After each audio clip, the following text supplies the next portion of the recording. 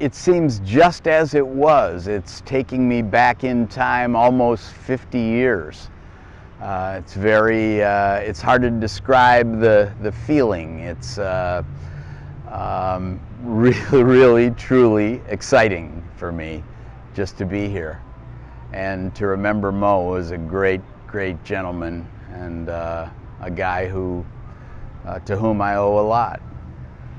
So I was fortunate enough to be the guy who put on the concerts for the University of Pennsylvania through the Student Union, through the Houston Hall Board at the time. And our booking agent in 1969, when I got that job, was Moe Septee. And Moe was a classical promoter in Philadelphia, but he had a relationship with the University of Pennsylvania, and he booked, mostly through William Morris, booked the rock and roll concerts that we did. And I was chairman of that committee for 2 years, and he surprised me at the end of my first year on the job and our first year together by telling me about Moe Septee's Summer of Stars. And he had a summer series down here on the shore where he had a home, and put on a rock and roll series at the beautiful Asbury Park Convention Hall. And would I come down and be his backstage manager? A hippie at the time, I was only too happy to jump at the chance, and I very much wanted to go on and have a career in the music business, and Moe gave me my first professional opportunity. Came down here and worked in the summers of 1970 and 1971. And I recall the first show was the Carpenters were the headliners, and Mac Davis was the opener. I still remember Mac Davis's manager telling me to announce him as the song painter, Mac Davis. But it quickly turned to rock and roll. I remember that first year we did a show, Jethro Tull and a brand new band called Yes, which nobody had heard about at the time. Remember actually being in the hall with Moe at that period, while the Jethro Tull pianist was introducing a song, and Moe looked at me and laughed and said, "You know, if you didn't know better, you'd think this was a classical concert." We had a number of wonderful experiences as we worked those shows over the years. I remember taking Elton John's band, and he was a three-piece at the time, so Nigel Olsson and Dee Murray went over to the Berkeley Carteret next door and stayed in, or went to my room there to take showers. And that was a room where I could stand in the middle and touch both walls with my elbows at the same time.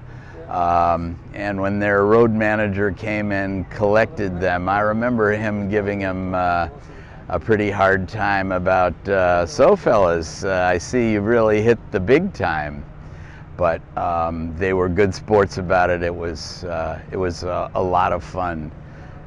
Every year we used to do 4 shows with Frankie Valli and the Four Seasons and Jay and the Americans. Those shows would sell out every year. Emerson, Lake and Palmer on their very first tour. Some other shows come to mind. The Bee Gees sold out a couple of nights of shows for us. We had Poco with Richie Furay, formerly of the Buffalo Springfield.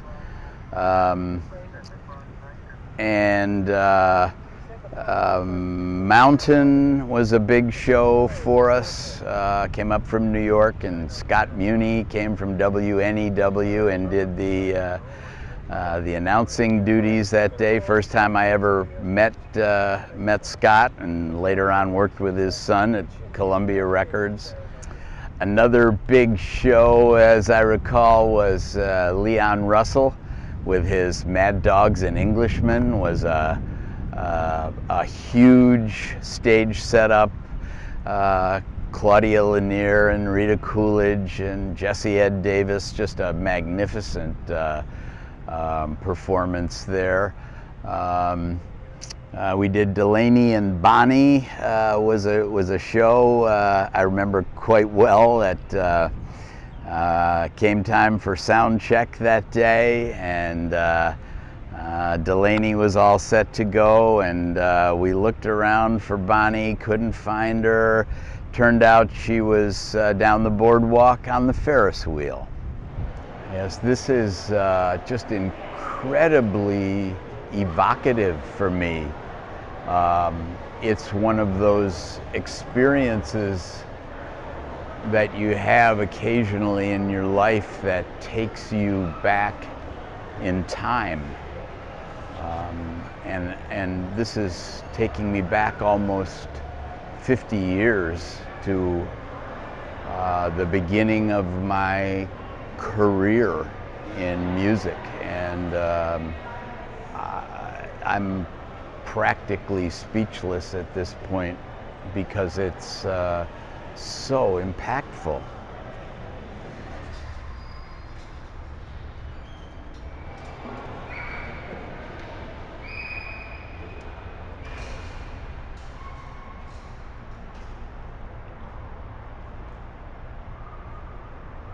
Oh my. Oh my.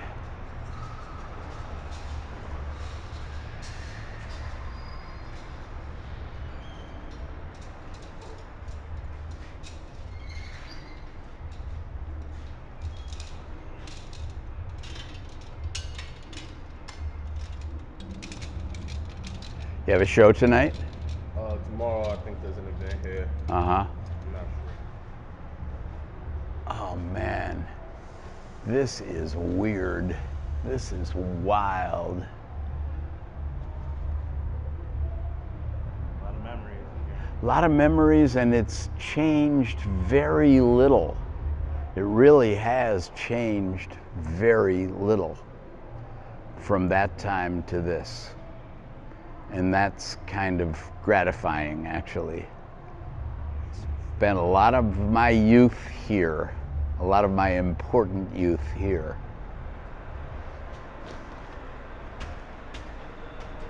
Let's go on, shall we?